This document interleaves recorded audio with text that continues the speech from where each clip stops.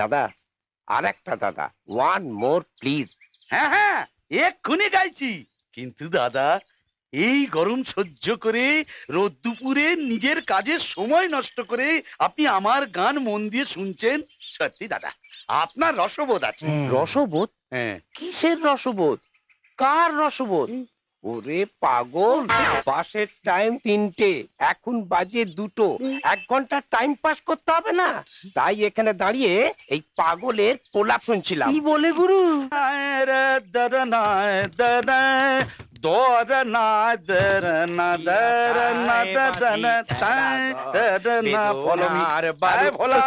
আজ আমার মহাজিদ সদনের প্রোগ্রাম আছে, দেরেন না।